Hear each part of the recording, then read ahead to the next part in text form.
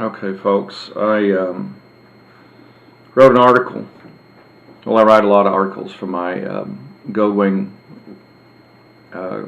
group in our personal, in our club website, and I thought I also submit them to the international magazine, the Goldwing Road Riders magazine.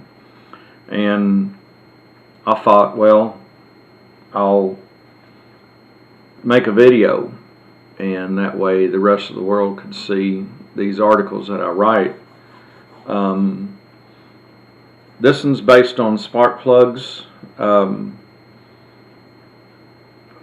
plugs used both in cars and in on motorcycles, and it's just general information.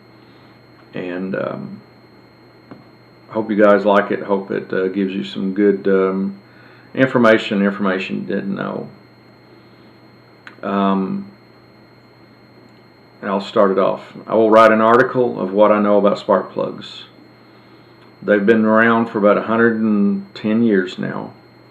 For the first 80 years or so, spark plugs pretty much stayed the same design. Few changes.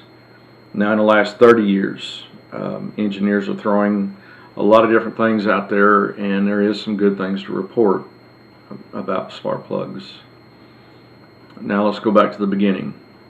There was a time when the spark plugs were actually rebuildable, and in the early spark plugs, well, they're like the standard spark plugs of today. They lasted only about 4,000 miles.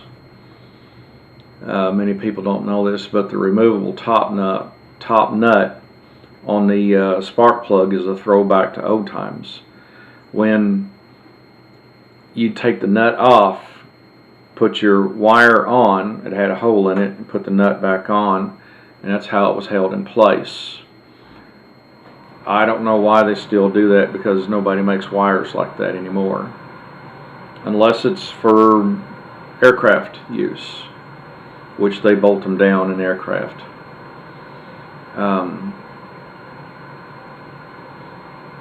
In the middle of the spark plug is porcelain, and its function is, number one, to electric insulate the main part of the spark plug, and number two, not to overheat or to keep the heat in a combustion chamber. The porcelain center was a big jump in the making the spark plugs live longer, and with that came a good byproduct, which was discovered that you can read. Now I'm talking about on a spark plug on the inside that's on a combustion side, that you could read the air-fuel ratio that is running in the motor by looking at the porcelain on the combustion side of the spark plug.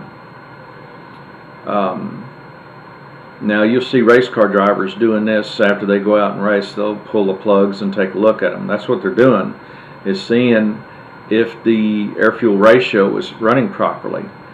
That's where you get your most, when it's running at the proper air-fuel ratio, you're getting your most power and you're getting your most longevity out of the motor. In reading spark plugs, the proper air-fuel ratio on the porcelain will be a medium brown color. Now, that's with gasoline. Sometimes if you look down the spark plug on the porcelain, halfway down, the perfect reading will have a slight dark ring around it, but it would be a medium brown color. A dark, well, that would be, the medium brown color will be the perfect reading. A dark black porcelain coating is saying the air-fuel ratio is too rich. And many other signs can come from reading the spark plugs. If it has specks of porcelain, specks of aluminum on the porcelain, the motor has pre-ignition, detonation, or a very lean air-fuel ratio, and it's eating the motor up. If the porcelain is oily, the motor is getting oil into the combustion chamber, And that could be a myriad of problems right there. In talking about racing, it's because of racing that many improvements have come to make spark plugs better in our way for our motorcycles. Formula One cars developed the iridium spark plug to withstand the enormous RPM and pressures of the Formula One engines. Top Fuel developed the E3 spark plugs, and in my research, both iridium and the E3 seem to have the longest life and the highest fuel mileage in spark plugs. I've recently seen a test of both these spark plugs, and these were the ones that came out on top. I recommend iridium. I've got good experience with them in fuel-injected vehicles, and they can last up to 100,000 miles. Me, I don't really like to run them that long, but the iridium is a metal that's hard to burn up, and that's the reason why it's so good. I would think that the E3 spark plug, and I'm going to try some out in my lawnmower, would be better with carbureted, and they also work good in fuel injected. As with any spark plug change, I highly recommend anti-seize lube on the threads of the spark plugs, and also to torque them to the manufacturer's specifications. I see, and I've been guilty of this myself for years, just put it down to where it's snug. But anymore, because I now have a BMW motorcycle, everything has to be torqued to the right specs, and that is a good idea to do on everything now. I have experience with iridium plugs, and I do, they can last to 100,000 miles. Now, in the last 30 years or so, voltage has been going up and up to the spark plugs, and manufacturers have been doing this. The early motorcycles usually had about 10 to 12,000 volt coils in them. Late models have a coil for each spark plug, and they're usually around 40,000 volts.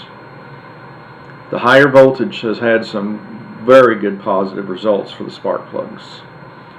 You could do a wider spark plug gap that's between the electrode and the ground strap,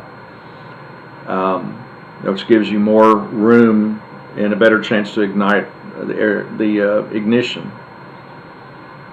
And also the higher voltage has created plasma kernels in and that is great for lighting up air-fuel ratios and for better mileage and stuff. But that is my article I wrote, and hope you guys get some good information out of that. And we will see you guys on the next video.